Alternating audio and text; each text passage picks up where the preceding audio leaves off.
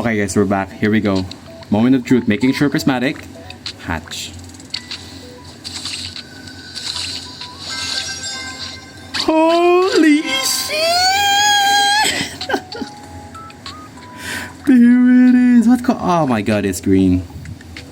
The one color that I didn't want to get and it ended up being green. Oh man, that is so sad. But you know what? Screw it. We still managed to get myself a shiny prismatic. Oh my god, finally we got it. Oh my god. And yes guys, here I have my full team for this. Wispuff, shiny prismatic. Taro, shiny prismatic. Extra, Thornlord, shiny. And lastly, my boy Lavarock, shiny.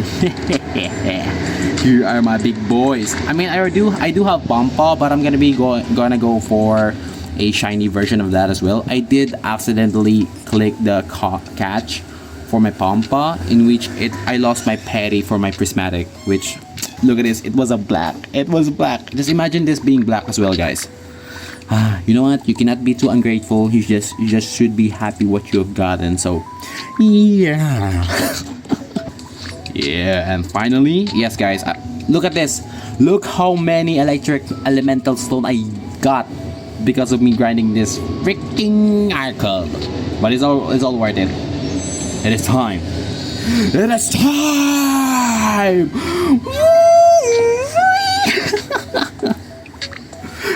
Oh, okay. Oh, not bad.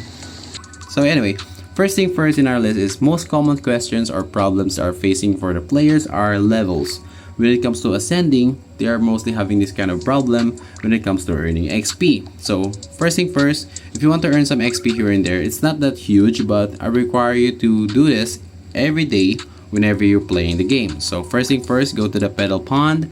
Go over here, which is the XP dungeon, and you can pretty much grind some XP here and there. You'll be able to do this twice by earning some XP, coins, and as well some legendary fruit that can boost up the levels of not only you but your Evomon as well. Next one, daily quest. Guys, this is one of the most important ones that you should never miss whenever it comes to playing Evomon, because this is one of the best way to actually get some XP. How come? Because if you've been playing the game throughout or making a lot of progress, you will be able to unlock different types of daily quests throughout your journey. The more you progress, the more you will be able to unlock some different quests. Like for example, refined equipment. This requires you to be level 90, in which you'll be needing to be unlocked, or not technically unlocked, or be able to play at the Silent Lands, which requires you to be level 90 plus. In which you'll be able to actually unlock the equipment dungeon. Whenever you get an equipment, this will give you this quest, which you'll be needing to refine your equipment. That will mostly progress on where you can do this by going to the main city, and there's going to be a refined equipment there that you can do to increase the stats of your equipment, which again, it requires you to be level 90 to be able to access that. Plus, the more you progress again, the more you'll be able to unlock different types of daily quests that will help you throughout your journey and will help you level up. Right now, as you continue to ascend, they added actually a support quest for you to access, in which it will give you some certain quests for you to use or to do so that you will be able to level up more often rather than only relying on dungeons and daily quests. Because of the support quest, it gives you 3 main quests and some 2 extras. But for me guys, I'm gonna be giving my own feedbacks about this, because so far for me it is actually kind of annoying that they did it in this kind of way. So let's begin. First thing first, own 5 level 120 Evomon, which will earn me 500 player XP. That's pretty decent. For me, that's okay. Own 5 Evomon with purple trait or higher, 600 player XP.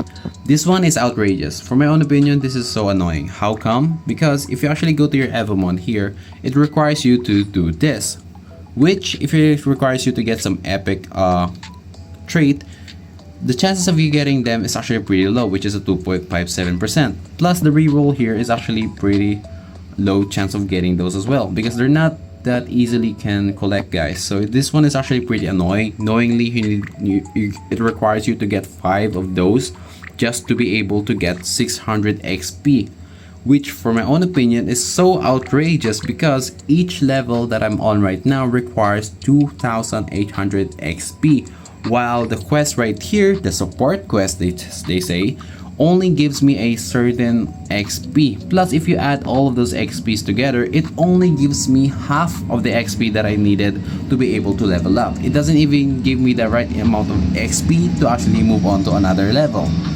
So which is kind of outrageous for my own opinion. But next one is one of the most easiest one for my own opinion, fighting in a party for 20 times.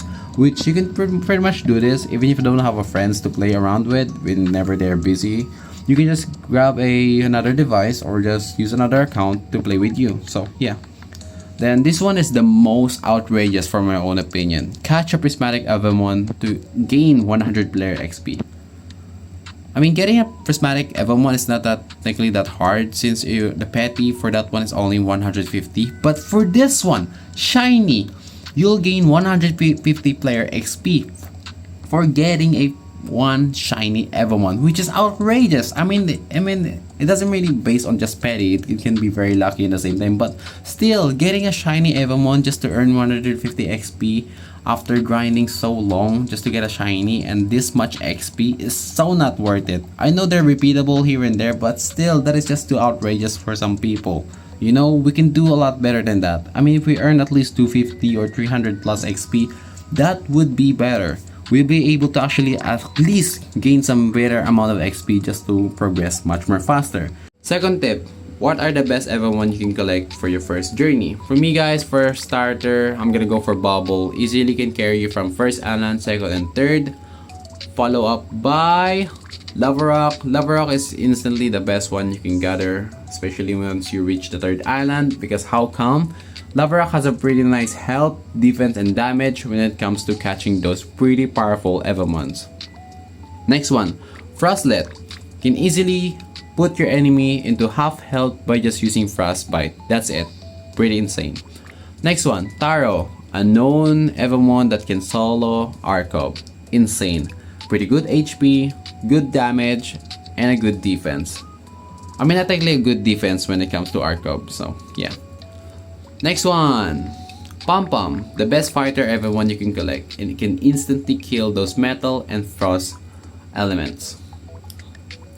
Wispuff can easily destroy those leaf and fighter elements. Best one you can get. Then now, for my own opinion, Mudbud, the best one and also the only one that can solo Arcub. How come? I know Taro and Mudbud is mostly just the same thing because of their damage and health.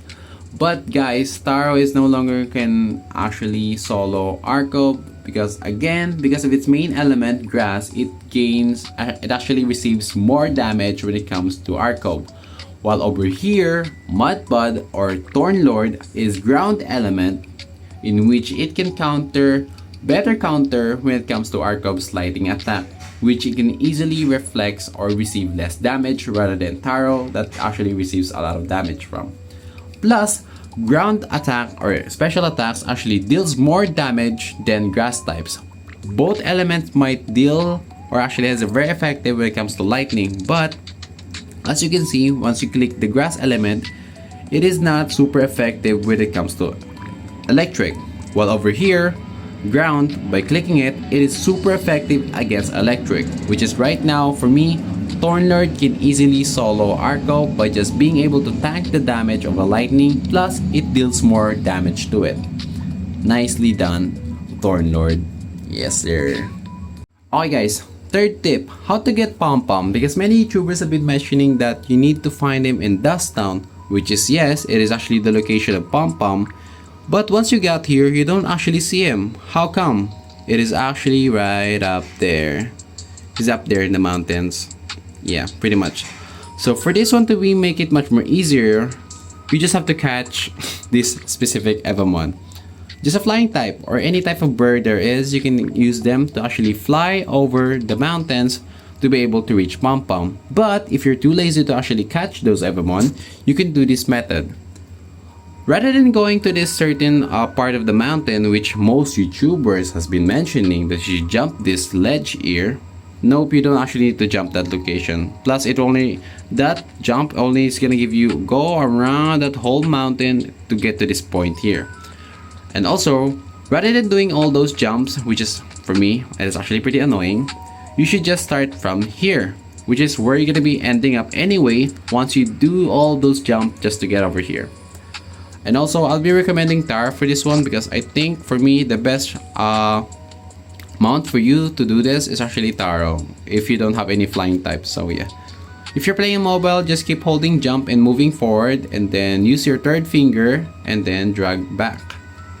So again, hold jump, hold still at the frame, go moving, and then go back. Oh wait, you actually have to time it right correctly. Once you keep jumping up and just keep jumping, time it right, and jump, and oops, I missed it again. I mean, pretty much if you're gonna be doing the jump from the very start over there, it's pretty much the same thing again because you're gonna end up going back here. Then, like, oh, almost. But guys, I think the best solution for this is actually just you getting a flying type Evomon so that you don't have to do this suffering part here, which is annoying. I did it my first try. What is going on? Come on, we got this. Oh my god, what is happening? Alright, jump. There we go, finally.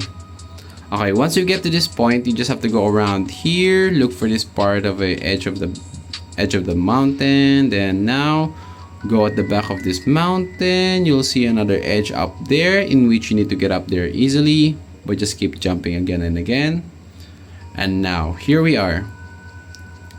For this one, you just have to go over here, climb this edge right over here, then just keep jumping. It is gonna be kind of annoying because you actually have to perfectly aim it correctly. There you go, nice. Now just drag yourself at the side, just keep jumping, and there you go. You have access to Pom Pom. But then again guys, the best option, just get a freaking flying type Evomon and that's it.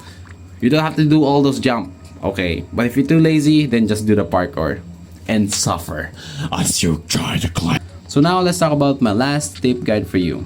For you to be able to farm up King of the Thunder here for a shiny version of him, I require you to have this certain Evomon, which is Mirrorfish, big mouth. But anyway, why Mirrorfish? Because right now guys, Thornlord and Tarragon will no longer be able to solo King of the Thunder because of this certain weather. Thunderstorm. It inflicts 2 stacks of paralysis to the non-electrical type Evomon each turn, in which each time it reaches 10 stacks, which let's just test it out as of now. Which right now, there you go.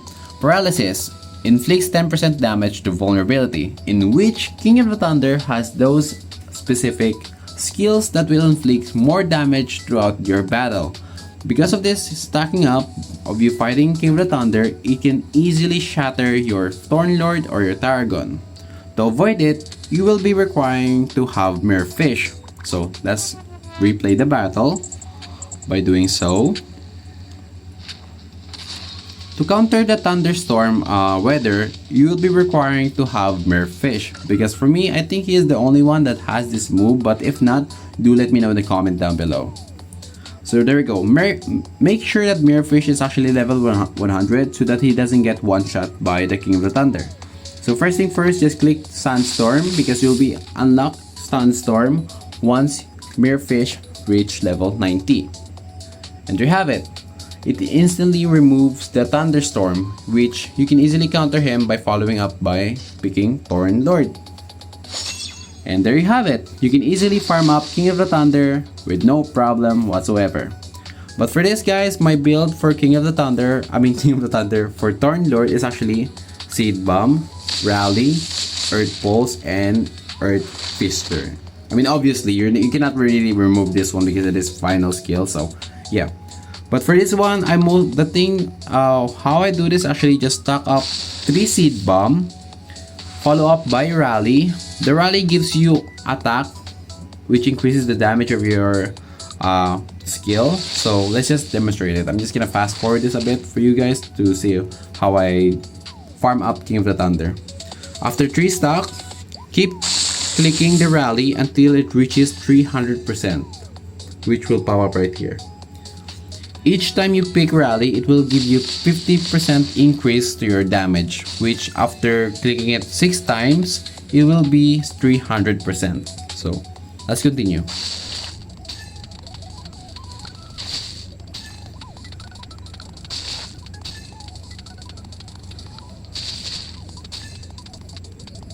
There you have it. After clicking it 6 times, you will have 300% increase on your attack and damage. Plus, the 3 seed bombs that saved me by just having a 3 stack, it instantly saved me from dying as well. Now, before clicking your final skill, click this one first, Earth Pulse. Because right now, this skill right here will give your Earth skill times 2 power. Ground type skill has a times 2 power now, in which it doubles the damage that my Earth skill will do. So as we click it, and boom, look at that, 541 damage, which is pretty nice. After that, you can just pretty much just do it all over again, but this time, rather than clicking your seed bob 3 times, just click it twice. That is twice now. Follow up by Earth Pulse.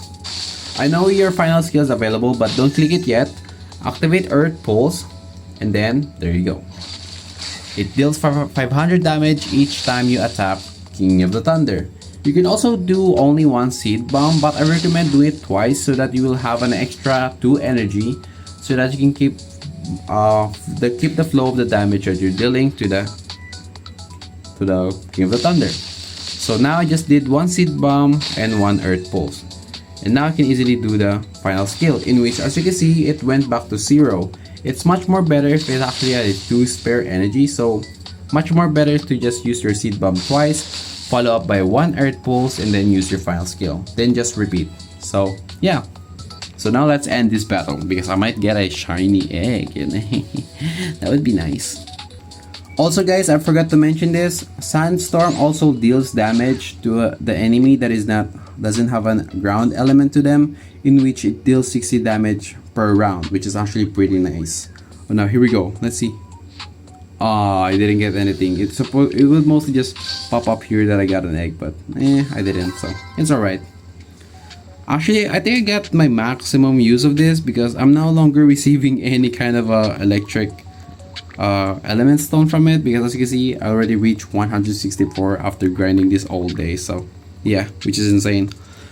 Also guys, I know the weather, which is the thunderstorm, does change over time from sunny to rainy here and there, but for me guys, so far the thunderstorm has actually been very common lately, in which had caused me a lot of problems. So I'm very thankful that I found out that Beerfish has this very cool skill, which is Sandstorm, that will change the weather for me, rather than just staying on the thunderstorm that increasingly make King of the Thunder much more stronger. So yeah.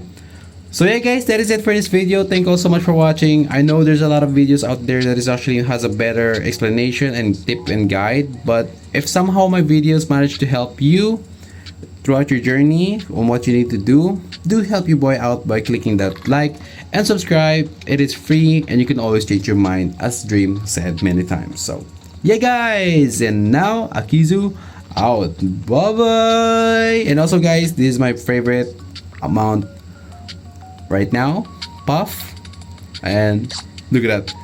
Hey, carry me like a baby. Yeah, carry me, baby. Yeah, okay, that's enough. Akizu, out. Bye bye.